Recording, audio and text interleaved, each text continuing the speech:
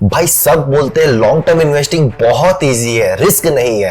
पर मैं सोचता हूँ कौन बताता है वो लोग को जब स्टॉक 40-50% गिरता है तब तो सबका दिमाग सेल बटन पे प्रेशर कुकर बन जाता है। आज मैं बताऊंगा लॉन्ग टर्म इन्वेस्टिंग लॉजिकली कितना इजी हो सकता है, पर मेंटली इजी बिल्कुल भी नहीं है भाई। एकदम सच कह रहा हूं, लॉन्ग टर्म इन्वेस्टिंग मेंटली बिल्कुल भी इजी नहीं है। चलो शुरू से शुरू करते हैं, ठीक है। इमेजिन करो स्टॉक ऊपर चढ़ रहा है, आपको बहुत पार्टी करने का मन करे, लगे भाई बहुत अच्छा प्रॉफिट हो रहा है, अच्छा चल रहा है, ठीक है। लेकिन जैसे ही वो 40 से 50% गिरता है ना, आपका सारा मूड स्पॉइल हो जाता है। लोग यहीं पे कंफ्यूज रहते हैं, पता है उनके दिमाग में क्या चलता है। ऑल टाइम हाई पे था और फिर से इतना गिर गया, भाई जैसे ही ऑल टाइम हाई पे जाएगा मैं यहां से निकल जाऊंगा। सबके साथ ऐसा होता है, आपके साथ सिर्फ ऐसा नहीं होता है, और यही होता है असली टेस्ट लॉन्ग टर्म का।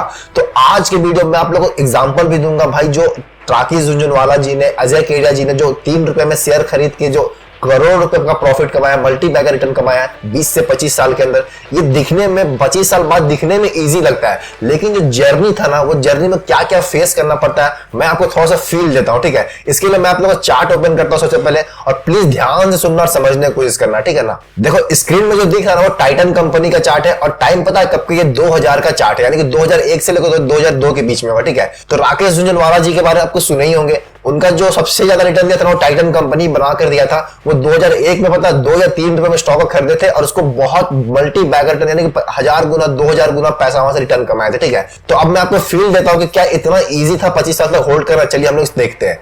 देखिए राकेश झुनझुनवाला जी ने इस पॉइंट के आसपास में 2 रुपए 3 रुपए के आसपास यहाँ पे बाइक को शेयर को बाई किया था, ठीक है। अब पता है कुछ ही महीना में, जनवरी में खरीदे थे और जून में, मतलब 4 महीना में पता है पैसा डबल हो गया। देख सकते हो, ये 2 रुपए 3 रुपए के आसपास खरीदे थे, स्टॉक कहां चला गया, 4.5 रुपए चला गया। तो आपके माइंड में मतलब जो वीक माइंडसेट होते हैं ना, हम लोग क्या सोचते हैं कि भाई पैसा दोगुना हो चुका है, अब इसको निकल जाना है, ठीक है। या फिर अगर आप लोग लॉन्ग टर्म के लिए इन्वेस्ट करके सोचे होंगे तो सोचते चलो और ऊपर जाएगा तब बेचेंगे, ठीक है, क्योंकि लॉन्ग टर्म मतलब 10 साल 15 साल होता है। पर क्या हुआ, स्टॉक वहां से 40% गिर गया। अब आपका माइंड यहाँ पे क्या कहेगा, भाई कितना अच्छा पैसा 2 गुना था, अब 40% गिर गया, अब जैसे ये ऊपर जाएगा मैं इसको निकल जाऊंगा। पता है 90% लोग जैसे ये ऊपर जाता है ना, वापस 450 के पास जाएगा ना, 90% लोग निकल जाते हैं। बाकी जो 10% बचे हैं ना, मैं इसको कहानी बताता हूं आगे। बाकी जो 10% है ना, वो लोग क्या करते हैं, और लंबा तक वेट करते हैं, क्योंकि थोड़ा सा वो लोग स्ट्रांग होते हैं 90% के कंपैरिजन में। वो लोग और लंबा समय तक होल्ड करेंगे, ठीक है। 2001 में खरीदे, 4 साल 5 साल तक वेट करेंगे, मान लेते हैं 4 साल 5 साल में पैसा कहां चला गया, 42 रुपए चला गया, ठीक है। 2006 तक 42 रुपए चला गया था, यानी कि पैसा 21 गुना हो गया। यानी कि अगर 1 लाख रुपए लगाते तो 4 साल में सिर्फ 21 लाख हो जाता है, ठीक है ना। 10 लाख लगाते तो 2 करोड़ 10 लाख हो जाता, मतलब 21 गुना पैसा हो गया था। तो बहुत खुश भाई, लॉन्ग टर्म इन्वेस्टिंग 5 ही साल हुआ है, मेरा तो विजन 10 साल 15 साल का था, उसको और वेट करेंगे, ठीक है। लेकिन क्या हुआ, स्टॉक यहां से 50% गिर गया। देख सकते हैं 50% तक स्टॉक करेक्शन लिया था। अब जो बाकी 10% है ना, वो लोग काफी पैनिक करेंगे, क्योंकि देखो जब पैसा 21 गुना हो जाता है ना, उसको थोड़ा सा भी गिरता है ना, बहुत डर लगता है कि भाई जैसे ही ऊपर जाएगा सेल कर देंगे। तो पता है जैसे ही ऊपर गया होगा ना, 90 का जो बाकी 10% बचे हैं ना, उसमें से 5% 6% लोग निकल गए होंगे।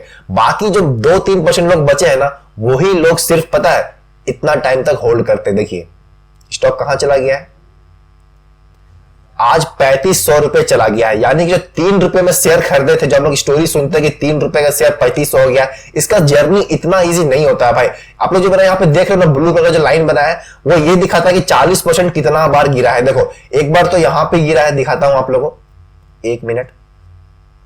देखो एक बार तो ये यहां पर गिरा है, ठीक है, दोबारा यहां गिरा है, तीस बार दोबारा यहां गिरा है, 4 ये हुआ, 5 6 7 8 9, यानी कि 25 साल में 9 बार ये 50% से भी ज्यादा गिरा है, 40-50% गिरा है। तो क्या आप लोग इतना स्ट्रांग हो अंदर से, क्या आप लोग इमोशंस नहीं आएगा बीच में, मेन आता है इमोशन से। इमोशन से सब हार जाते हैं, ठीक है। जैसे ही पैसा डबल होता है, ट्रिपल होता है ना, इमोशन कहने लगता है कि भाई पैसा बहुत अच्छा प्रॉफिट हुआ है। लेकिन जैसे ही स्टॉक गिरता है ना, अब आपको वहां पे इमोशन करता है कि भाई जैसे ही ऊपर जाएगा ना, बेच देना है, बेच देना है, बेच देना है। सबके साथ ऐसे ही होता है। लेकिन जो 1% जैसे कि राकेश झुनझुनवाला हो गए, विजय केडिया सर हो गए, जो बड़े बड़े इन्वेस्टर जो मेंटली स्ट्रांग होते हैं ना, वही लोग सिर्फ 20 साल 25 साल तक होल्ड कर सकते हैं। बाकी जो यूट्यूब वगैरह देखते हैं ना, 20 साल तक होल्ड करो पैसा इतना हो जाएगा, उतना हम लोग में हिम्मत ही नहीं, उतना हम लोग में पेशेंस ही नहीं है। जिसमें होता है वही यहाँ पे राजा बनता है, ठीक है। चलो मैं आप लोग को एक स्टॉक और दिखाता हूं। देखो ये है दूसरा स्टॉक जिसका नाम है सेरा लिमिटेड। इसमें पता है विजय केडिया सर ने यहाँ पे इन्वेस्ट किया था लगभग 20 रुपए 30 रुपए के आसपास, और अभी इसका स्टॉक का प्राइस चल रहा है 8000 रुपए के आसपास। देख सकते हो इसका प्राइस आज चल रहा है 8000 रुपए के आसपास। मैं आपको दिखाता हूं, देखो जैसे करंट प्राइस कितना 6,000 था, 8,000 इसका ऑल टाइम हाई लगा था, 10,000 ऑल टाइम हाई लगा था, ठीक है। तो जो 3 रुपए सॉरी जो 20 रुपए में शेयर खरीदे थे वो आज तक होल्ड करके रख पाए क्योंकि वो काफी मेंटली स्ट्रांग है।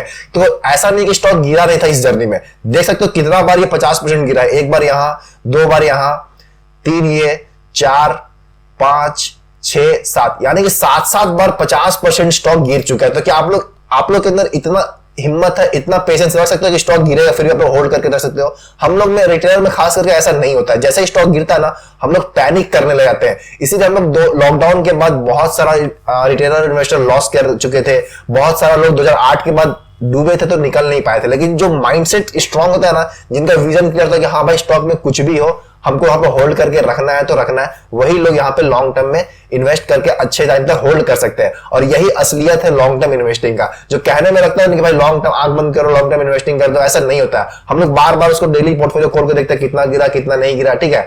और ऐसा प्रैक्टिकली बता रहा हूं, इतना ईजी नहीं है। आपका इमोशंस से आपको लड़ना पड़ेगा, आपको पेशेंस दिखाना पड़ेगा, मतलब बहुत कुछ इंटरनली आपको लड़ना पड़ेगा, ठीक है। फिजिकली कोई दिक्कत नहीं होता बट मेंटली बहुत आपको लड़ना पड़ेगा खुद से, ठीक है। तो मैंने आपको 2 चार्ट दिखाया है, इसमें आपको अच्छे से फील आ गया होगा कि कितना ये इजी होता है, कितना यहाँ पे टफ होता है यहाँ पे लॉन्ग टर्म में होल्ड करना, ठीक है। तो कंक्लूजन यही निकल के आता है कि long term investing logically simple हो सकता है पर मेंटली जिम जैसा लगता है। जैसे जिम जाके हम लोग वर्कआउट करते हैं ना वैसे लगता है। अगर आपका माइंडसेट स्ट्रांग है तब आप ट्रू लॉन्ग इन्वेस्टर बन पाओगे, वरना मार्केट आपको रोज इमोशन से लड़ने के लिए मजबूर कर देगा, ठीक है। तो अगर आप लोग चाहते हो कि मैं आप लोगों को 7 ऐसा साइकोलॉजी हैक बताऊं जिससे आप लोग लॉन्ग टर्म में इन्वेस्ट कर सकते हो, जिससे आपका माइंडसेट स्ट्रांग हो जाए, तो कमेंट करके जरूर बताना, मैं अगला वीडियो उस पर बना दूंगा अगर कमेंट आया तो, ठीक है। तो आज की वीडियो में बस इतना ही रखते हैं। उम्मीद करते हैं कि आपको लॉन्ग टर्म का असलियत पता चल गया होगा कि जो यूट्यूब वगैरह में कहता है कि लॉन्ग टर्म इजी है इन्वेस्ट करो आंख बंद करो इन्वेस्ट कर दो, इतना इजी नहीं है भाई, खुद से लड़ना पड़ता है, ठीक है।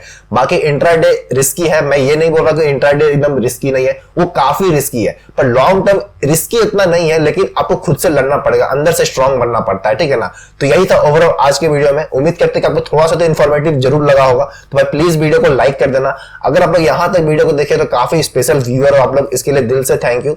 तो प्लीज सपोर्ट करो और लाइक करो और क्या ही बोलो। तो मिलते हैं नेक्स्ट वीडियो में किसी नेक्स्ट टॉपिक के साथ, तब तक के लिए बाय।